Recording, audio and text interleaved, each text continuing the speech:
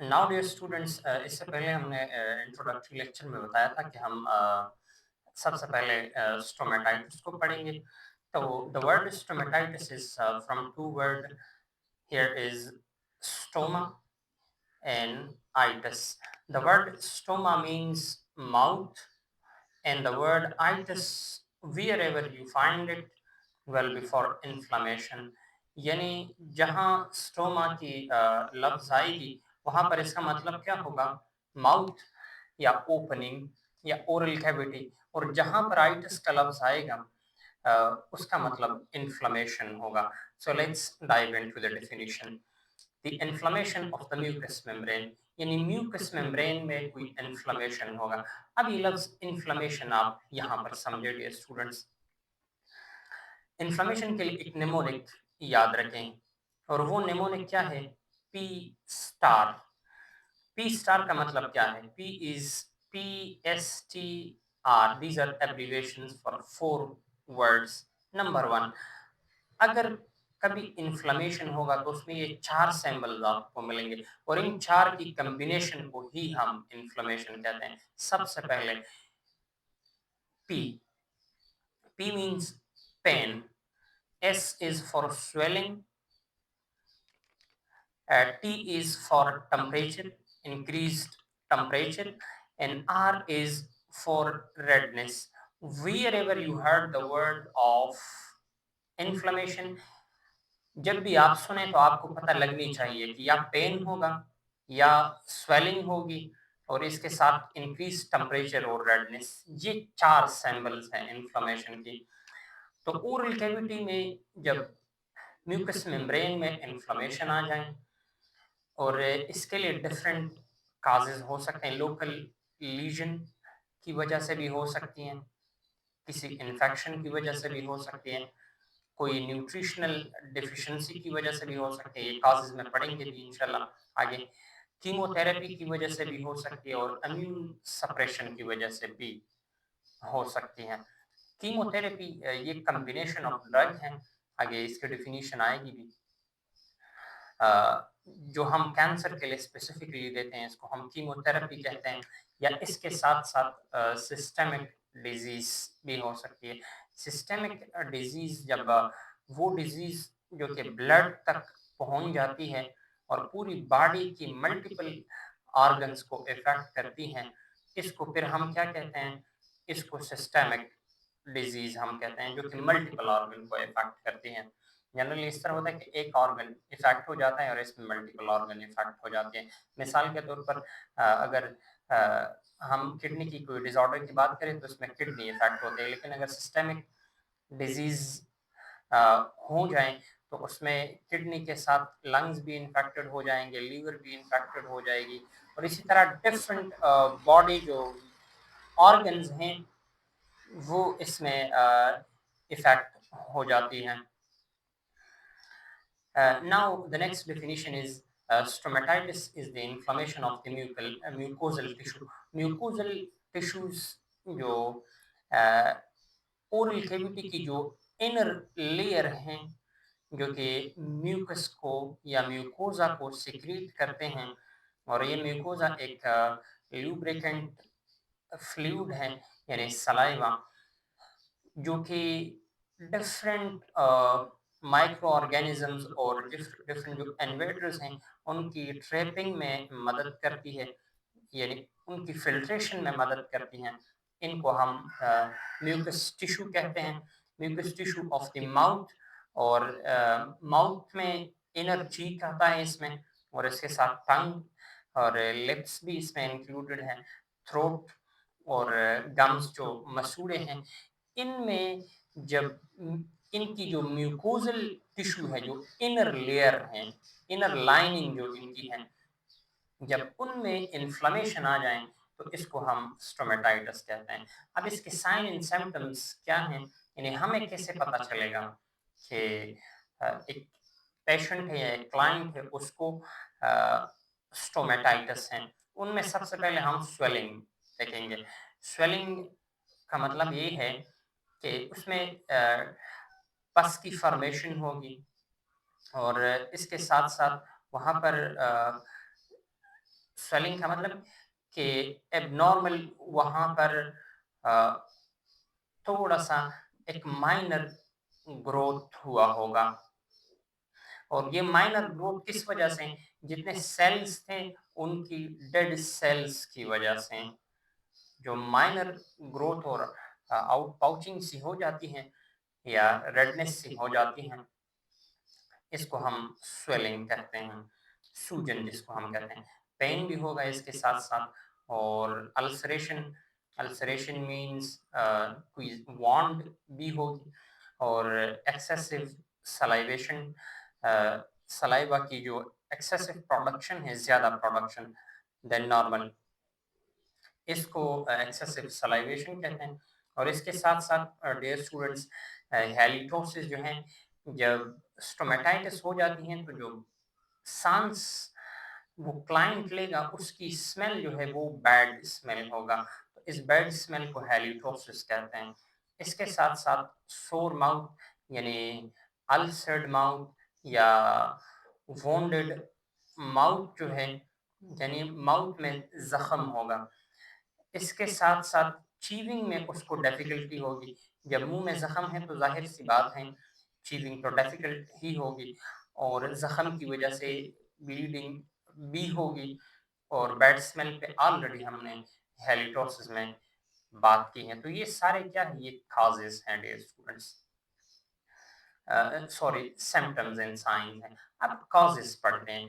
Causes में कोई infection सबसे पहले हो सकती है।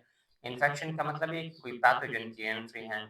पैथोजन वो सारे माइक्रो ऑर्गेनिज़म्स हैं जो कि आपके बॉडी में एंटर कर जाते हैं और आपकी इम्यूनिटी को एक्टिवेट करते हैं। ये वायरसेस भी हो सकती हैं, बैक्टीरिया भी हो सकती हैं, और इसके साथ-साथ ये फंगस भी हो सकते हैं। वायरसेस में हमारे पास जो सबसे पहला वायरस है वो मीज़ल वायरस हो सकती है, और दूसरा जो है प्राइमरी हर्पीस सिम्प्लेक्स वायरस, इसको हर्पीस सिम्प्लेक्स वायरस एचएसवी भी इसको कहते हैं, एचएसवी हर्पीस सिम्प्लेक्स वायरस।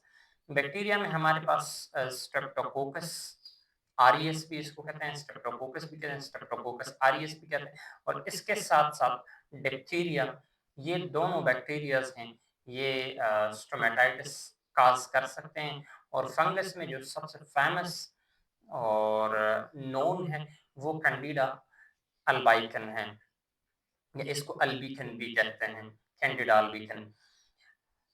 दूसरा जो काज है वो इरप्शन स्टोमेटाइटिस है। इरप्शन स्टोमेटाइटिस जो है टीथ की वजह से, जब ओरल कैविटी में कोई इरप्शन आ जाए या उसमें कोई कर्ट लग जाए, तो इस कर्ट्स को हम इरप्शन कहते हैं। ट्रॉमेटिक काज भी हो सकती है। ट्रॉमेटिक काज ये है कि बाज़ टाइम क्लाइंट्स जो हैं वो चीक बाइटिंग, मिसाल के तौर पर बच्चे होते हैं वो चीक बाइटिंग करते हैं। वो inner side of the oral cavity पर वो कट लगाते हैं, तो इसको चीक बाइटर्स कहते हैं। लोकल रिएक्शंस में हमारे पास कोई अ, फूड कंटेंट्स के साथ कोई उसकी क्लाइंट की सेंसिटिविटी हो सकती है, या सेंसिटिविटी का मतलब ये कोई एलर्जिक रिएक्शन उसे हो सकता है। इम्यूनोलॉजिकल इम्पेयरमेंट में कोई इम्यूनिटी उसकी कंप्रोमाइज़ है, और मिसाल के तौर पर अगर ल्यूकीमिया में है तो इसमें वाइट ब्लड सेल जो हैं वो उसकी जो प्रोडक्शन है वो एबनॉर्मल हो जाती हैं ल्यूकीमिया में। ड्रग्स और पॉइजन्स भी हो सकते हैं, पॉइजन एनी हार्मफुल सब्सटेंस, और कीमोथेरेपी भी हो सकती है। कीमोथेरेपी में हम कॉम्बिनेशन ऑफ ड्रग्स देते हैं, मल्टीपल ड्रग्स जो हैं वो हम कलेक्टिवली देते हैं, और ये किस पर्पस के लिए? ये कैंसर के लिए स्पेसिफिकली। तो इसको हम क्या कहते हैं? कीमोथेरेपी। व्हेन टू और more drugs are given in the combination against a disease, specifically cancer, is known as chemotherapy. Radiation therapy में हम कोई अल्ट्रा वायलेट यूवी रेज जो होते हैं वो किसी भी बीमारी की जो ट्रीटमेंट पर्पस के लिए, या उसकी डायग्नोसिस के लिए, या उसे हम ट्रीट करेंगे, या हम उसे उसकी जो काज हैं वो फाइंड आउट करेंगे। इन 2 पर्पसेस के लिए हम क्या करते हैं, radiation therapy. Now dear students, investigation हम 2 तरीके से इनकी करेंगे। उनमें सबसे पहला जो तरीका है वो ओरल स्वैब कल्चर है। ओरल स्वैब कल्चर में हम कोई कॉटन या स्वैब लेते हैं और उससे उसके थ्रू हम ओरल कैविटी से सलाइवा की एक सैंपल लेते हैं। और सलाइवा की सैंपल हम इसलिए लेते हैं कि इसी सलाइवा में ही जो काज होती है, अगर बैक्टीरियल है, वायरल है, फंगल, जो काज होती है ना, जो माइक्रोब्स होते हैं, वो माइक्रोब्स यहाँ पर ही रहते हैं। तो हम उसको फिर लेब कल्चर उसकी करते हैं, लेब में उसे ग्रो करते हैं जो माइक्रो ऑर्गेनिजम्स होते हैं, और फिर देखते हैं कि उसकी काज क्या है, आइदर बैक्टीरिया, वायरस और फंगस। और फिर उसके लिए हम एसोसिएटिव ट्रीटमेंट जो है वो प्रिस्क्राइब करते हैं, या वो मेडिकेशन हम उसे प्रोवाइड करते हैं। फिजिकल एग्जामिनेशन में हम लीजन्स देखेंगे। लीजन्स का मतलब ये है कि इंजरी है, और प्रॉपर डेफिनेशन इसकी आगे भी इंशाल्लाह करेंगे। कोई इंजरी है, या कट्स लगी हैं, या कोई लंप, लंप ग्रोथ को कहते हैं, एबनॉर्मल ग्रोथ तो कहीं पर माउथ में नहीं है, और इसके साथ साथ कोई इन्फ्लेमेशन तो नहीं है मुंह में। इन सारी चीज़ों के लिए इसकी फिजिकल एग्जामिनेशन, इसको हम क्या कहते हैं, ये इन्वेस्टिगेशन का फिजिकल एग्जामिनेशन। अब स्टोमेटाइटिस के 2 टाइप्स हैं डियर स्टूडेंट्स, एक इम्पोर्टेंट एमसीक्यूज हैं, याद रखें। सबसे पहला जो है, इसको हर्पीस सिम्प्लेक्स स्टोमेटाइटिस कहते हैं, इसको एचएसएस भी कहते हैं, हर्पीस सिम्प्लेक्स स्टोमेटाइटिस। इसको कूल्ड सोर भी कहते हैं, और इसको फीवर ब्लिस्टर्स भी हम कह सकते हैं। इस डिजीज को हम फीवर ब्लिस्टर भी कहते हैं, स्टोमेटाइटिस की जो हर्पीस सिम्प्लेक्स स्टोमेटाइटिस है। और दूसरा जो है एप्टोस्टोमेटाइटिस, और एप्टोस्टोमेटाइटिस को हम कैंसर सोर भी कहते हैं। नाउ हर्पीस सिम्प्लेक्स स्टोमेटाइटिस क्या है? पहले मैंने ऑलरेडी इस पे बात की है, कोल्ड सोर और फीवर ब्लिस्टर्स। ये वायरल इन्फेक्शन है एक्सटर्नली। ये क्या है? कॉमनली ये वायरल इन्फेक्शन है, और जिसकी जिसकी कैरेक्टराइजेशन है, जिसकी जो साइन एंड सिम्टम्स है, कैरेक्टराइजेशन का मतलब क्या है, साइन एंड सिम्टम्स जो हैं वो ब्लिस्टर्स होते हैं। ब्लिस्टर का मतलब ये है, स्मॉल सैक्स होते हैं, और वो सैक्स जो हैं उनमें फ्लूइड भरी होती हैं। Small fluid filled sacs are known as blisters. उनमें ब्लिस्टर्स होती हैं। तो the viral infection characterized by blisters is known as common cold, sorry cold sore और फीवर ब्लिस्टर। या ये जो हैं dear students, herpes simplex virus 1 की वजह से काज होती हैं। ये एमसीक्यूज के लिए याद रखें। ये प्री डिस्पोजिंग फैक्टर, यहाँ पर एक लफ्ज इस्तेमाल की गई, इसका मतलब ये कि इसके लिए जो हिडन ट्रिगर्स होते हैं, यानी ट्रिगर्स का मतलब ये जो काजेस इसको एक्टिवेट करते हैं, यानी ये जो हर्पीस सिम्प्लेक्स वायरस है, ये खुद से ये एक्टिवेटेड फॉर्म में नहीं होती है। HS1 है ना हमारे पास, HSV, ये एक्टिवेटेड नहीं होती है, इसको एक्टिवेट किया जाता है, और इसके लिए जो एक्सटर्नल फैक्टर्स है ना, उनमें या तो हमारे पास अपर रिस्पायरेटरी इन्फेक्शन है, या इसके साथ साथ सनलाइट की एक्सेसिव एक्सपोजर, फूड से भी कोई एलर्जी हो सकती है, और इसके साथ साथ स्ट्रेस और मेंस्ट्रुएशन, ऑनसेट ऑफ मेंस्ट्रुएशन, ये सारे वो डिस्पोजिंग फैक्टर्स हैं जो कि अगर किसी पेशेंट में, क्लाइंट में पाई जाए, तो उसको हर्पीस सिम्प्लेक्स स्टोमेटाइटिस जो है वो हो सकती हैं। इसके साथ साथ यहाँ पर वो लफ्ज, वो पॉइंट भी मेंशन है कि इनएक्टिव स्टेट में रहते हैं, और कहाँ पर रहते हैं, ये बात भी इम्पोर्टेंट है एमसीक्यूज पॉइंट ऑफ व्यू से। सेंसरी नर्व गैंग्लिया में ये रहती हैं, और वहाँ पर डोरमेंट फॉर्म में, इनएक्टिव फॉर्म में रहती हैं, और ये इमोशनल स्ट्रेस की वजह से, या फीवर की वजह से, एक्सेसिव सनलाइट हीट की वजह से, या एक्सेसिव एक्सपोजर ऑफ कूल्ड की वजह से, या रेडिएशन या कीमोथेरेपी की वजह से भी ये एक्टिवेट हो सकते हैं। यहाँ पर आप देख सकते हैं, ये जो म्यूकोजल कैविटी की जो बिल्कुल जंक्शन है ना, ये बॉर्डर, लिप्स बॉर्डर, यहाँ पर ये आपके पास एक सोर बनी है और इसको हम क्या कहते हैं, aphthous stomatitis. Now dear students, अब कहते हैं कि ये जो लीजन्स है ना, ये कट्स या जो इंजरीज हैं, स्मॉल माइनर इंजरी, ये mucous membranous border junction of the lip in the form of small vesicle, ये स्मॉल वेसिकल के फॉर्म में पहले मैंने बात की, इस तरह छोटे छोटे वेसिकल्स होते हैं और उनके अंदर फ्लूइड भरी होती हैं, दाने की शक्ल में होती हैं। वो फिर उस बाद में वो इरप्ट हो जाती हैं। इरप्ट का मतलब ये है कि वो खराब हो जाती है, उस पर वो कटेड हो जाती हैं। जब वो कटेड हो जाती हैं तो यहाँ से जो इसमें फ्लूइड होती है ना, वो फ्लूइड बाहर आ जाती हैं। तो ये पेनफुल भी होती हैं, लेकिन इसमें जो अल्सर है ना, वो शैलो होती है। शैलो का मतलब ये है कि ये सरफेस पर होती है या सुपरफिशियल होती हैं। ये वेसिकल जो है ये सिंगल भी हो सकती है और मल्टीपल भी हो सकती हैं, क्लस्टर मीन मल्टीपल। और ये वेसिकल जो है पेनफुल होती हैं, जबकि ये माउथ, लिप्स और एजेस ऑफ द नोज पर भी समटाइम्स जो है वो अपीयर हो जाते हैं।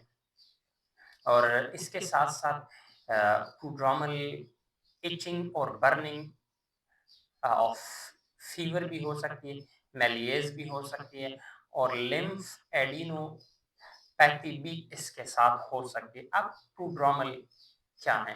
प्रोड्रोमल का मतलब ये है कि the period between the appearance of initial symptoms till the full development of rashes and fever, यानी फीवर और रैशेस, रैशेस भी दाने को कहते हैं, यस इसको भी ब्लेस्टर टाइप होते हैं, स्मॉल सेक लाइक स्ट्रक्चर होते हैं।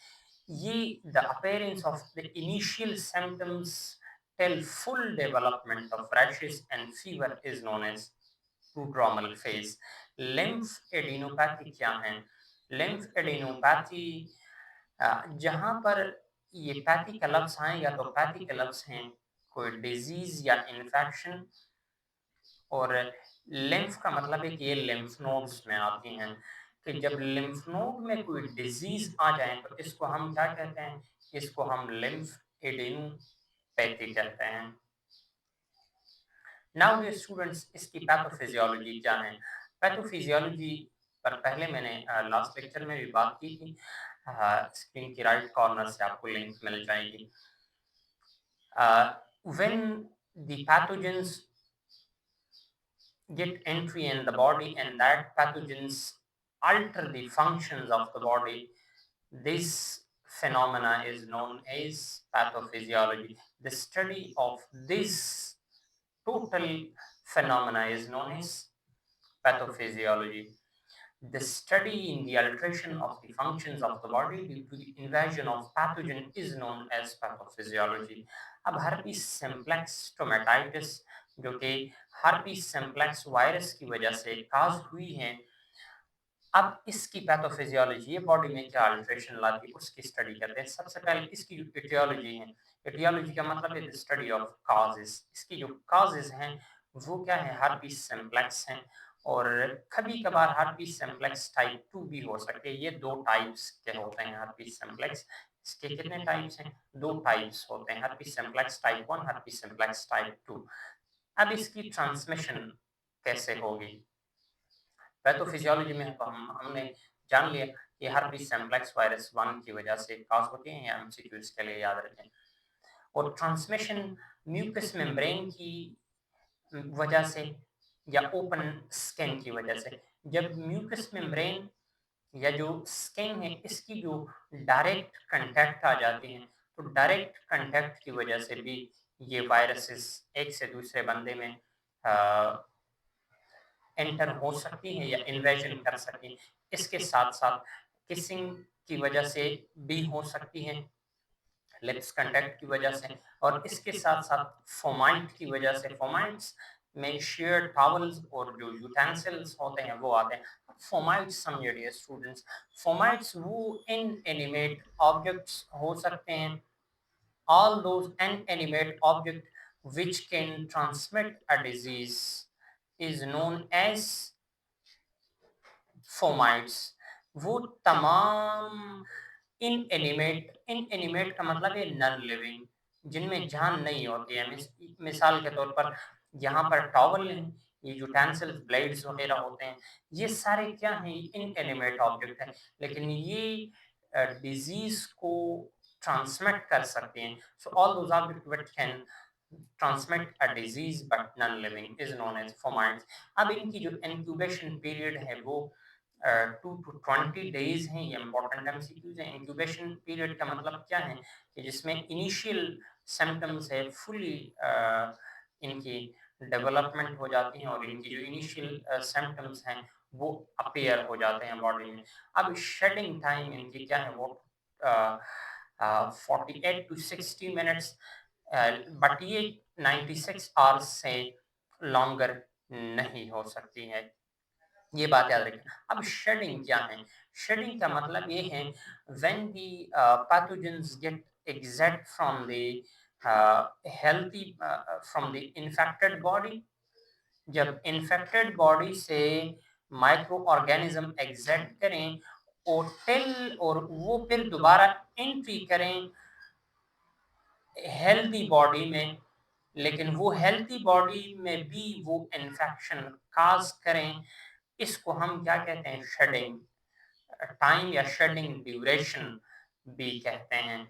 यानी the time in which the microorganisms exit from the infected person and get entry to the healthy person and cause infection or disease in the healthy person, this time is known as shedding time।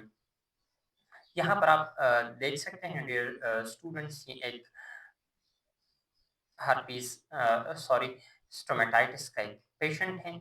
यहाँ पर ये आप देख लें बिल्कुल red base है यहाँ पर, और इस रेड बेस के लिए जो मेडिकल टर्म है वो भी याद रखें, इसको एरिथमाटोज बेस कहते हैं।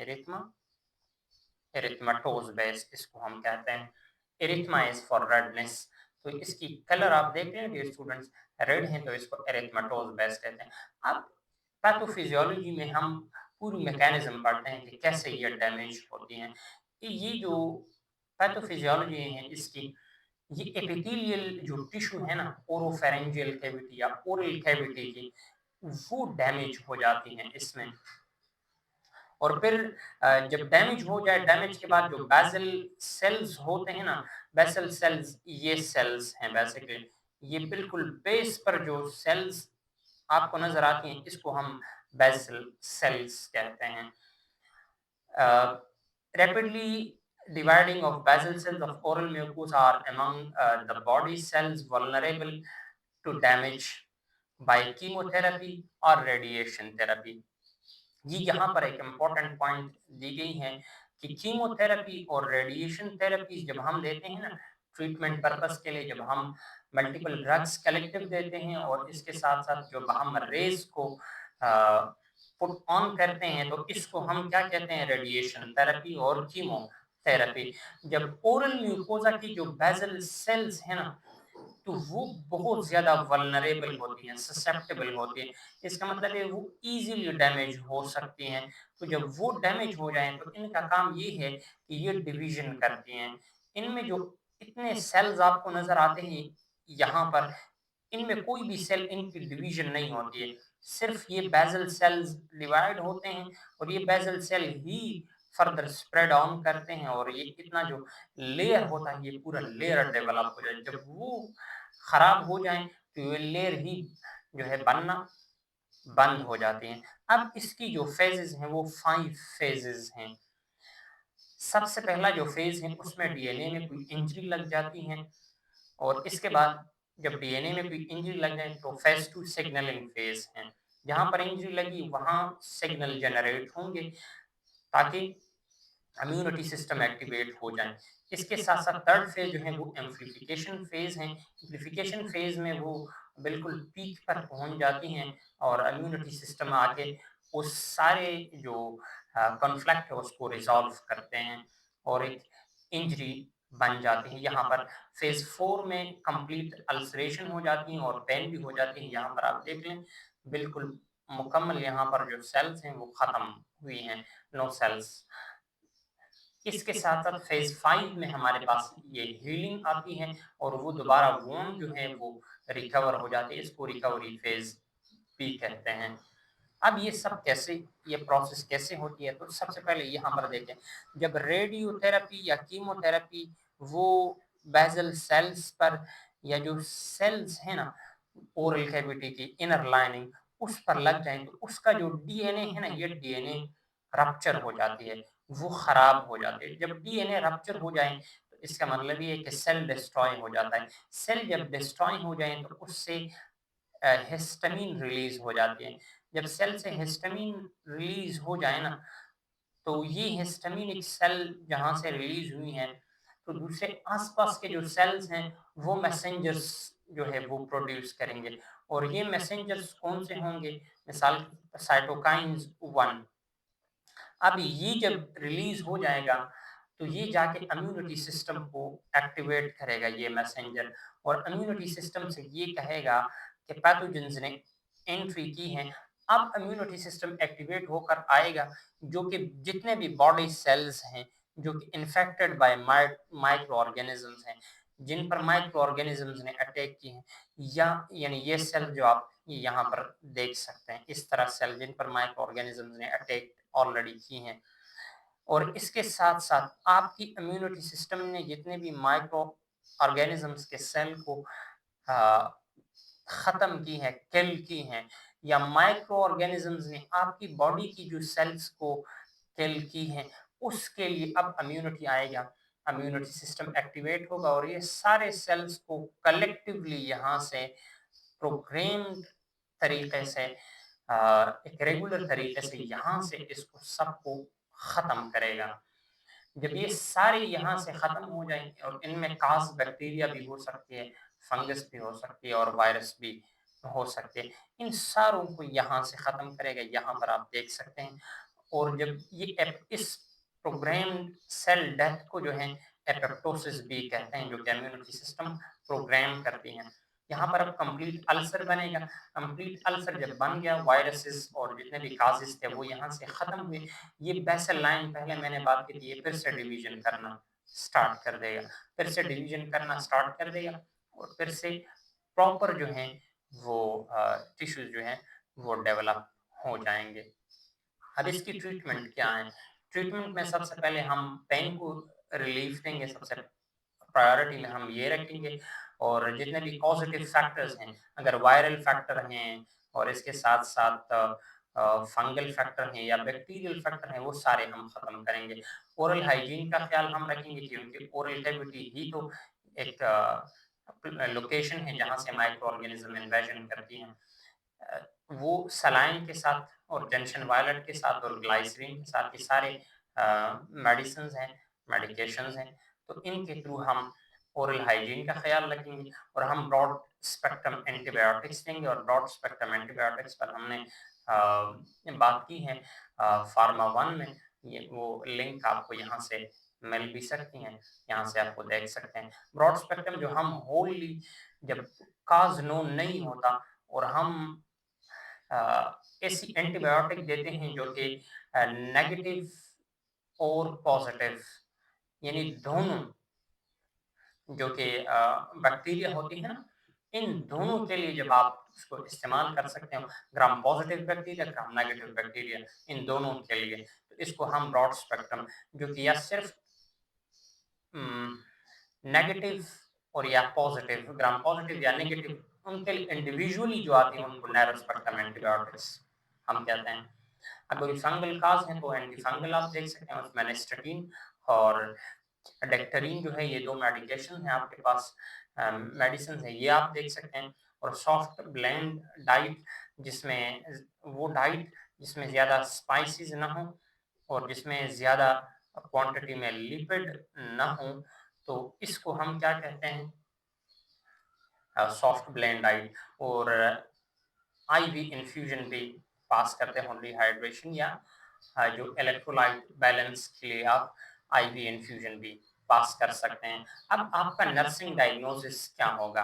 नर्सिंग डायग्नोसिस में इसका मतलब है कि what have you find, what have you diagnosed, what did you find in the client is known as nursing diagnosis. अब सबसे पहले आपका जो पहला नर्सिंग डायग्नोसिस होगा वो होगा pain related to lesion in the mouth, lesion mean ulcer. और दूसरा जो होगा alteration in nutrition, nutrition definitely जब मुंह में जख्म है तो जख्म की वजह से तो वो इतना ज़्यादा खाना नहीं खा सकता प्रॉपर जिस तरह वो डाइट लेते हैं, तो उसकी वजह से न्यूट्रिशनल डिफिशिएंसी उसमें आएगी। Due to body less in the body requirement related to ulceration in the mouth and chewing problem. Ulcer की वजह से और चीविंग की वजह से जो न्यूट्रिशन की कमी आ जाती है, ये आपका दूसरा डायग्नोसिस होगा। इसके साथ साथ altered sleep pattern related to pain, pain की वजह से स्लीप जो है वो खराब हो जाना। और ये पेन किसकी वजह से होगा? Second due to stomatitis, stomatitis की वजह से। इसके साथ साथ डिफिकल्टी इन टॉकिंग, डिस्फेजिया, इसको डिस्फेजिया कहते हैं, ये याद रखें। मल्टीपल टर्म है डिस्फेजिया, डिस्फेजिया, डिस्प्लेजिया, इन पर इंशाल्लाह बात करेंगे। Dysphagia means difficulty in speaking related to blisters, small sac-like structures जब बन जाते हैं ना, और ये और sores जब बन जाते हैं, जख्म बन जाते हैं जुबान पर, तो इसकी वजह से बोलने में जो तकलीफ होती है, इसको हम क्या कहते हैं? Difficulty in talking related to blisters on tongue. ये आपका अगला डायग्नोसिस होगा। अब नर्सिंग इंटरवेंशन क्या होगा? इंटरवेंशन का मतलब any action taken by nurse is known as intervention. Now सबसे पहला जो आपका इंटरवेंशन है वो ओरल बर्निंग के लिए आप देखें कि वहाँ पर कोई सूजन तो नहीं है। पेन के लिए आप देखें, और टॉलरेंस टू टेम्परेचर ये आप देखें कि पेशेंट या क्लाइंट आपका कितना जो है टॉलरेट कर सकता है या बर्दाश्त कर सकता है टेम्परेचर के खिलाफ।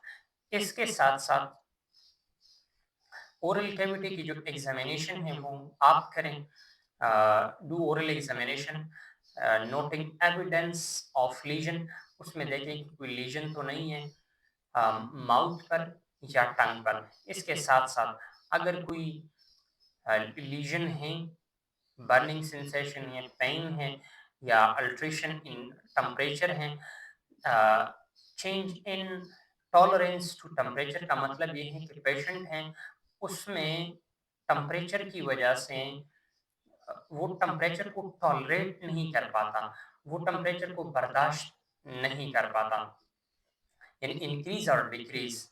नाउ डे स्टूडेंट्स, अगर इनमें से कोई भी मसला है तो उसके लिए रिस्पेक्टिव मेडिकेशन दे रहे हैं। अगर पेन है तो पेन के लिए वो मेडिकेशन दे दो, अगर बर्निंग सेंसेशन है तो उसके लिए रिस्पेक्टिव मेडिकेशन दे दो। नाउ एनाल्जेसिक दे दो, किस चीज़ के लिए? पेन की रिलीफ के लिए। और सॉफ्ट फूड, सॉफ्ट फूड वो फूड होते हैं जो इजी टू डाइजेस्ट होते हैं, इनको हम सॉफ्ट फूड भी कहते हैं। और ओरल हाइजीन का ख्याल रखें, और उसमें हमने डिफरेंट ड्रग्स की बात की या मेडिसिन की हमने बात की। मिसाल के तौर पर सलाइन आप दें, और इसके साथ साथ जो हमने बात की ना इससे पहले लास्ट लेक्चर में, तो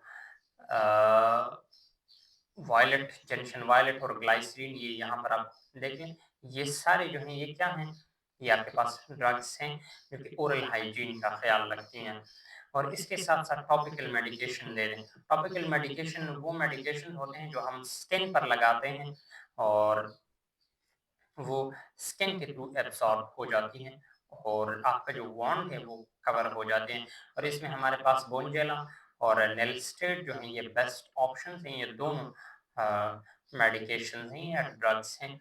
ये पेन को भी रिलीव करती हैं, और ये स्लीप को जो है वो इनहांस करते हैं, क्योंकि हमने यहाँ पर अभी बात की ना कि अल्टर्ड पेन डायग्नोसिस में altered pain altered sleep pattern related to pain, secondary to stomatitis और oral lesions। जब हमने बात की तो वो काज को जब हम एलिमिनेट करेंगे, काज स्लीप पैटर्न के डिस्टरबेंस का क्या था, पेन था। जब हम पेन को ही एलिमिनेट करेंगे तो स्लीप पैटर्न दोबारा रिकवर हो जाएगा। Now, dear students, if anybody has any question related to stomatitis, so all the question will be entertained. See you in the next lecture. Till that, Allah Hafiz.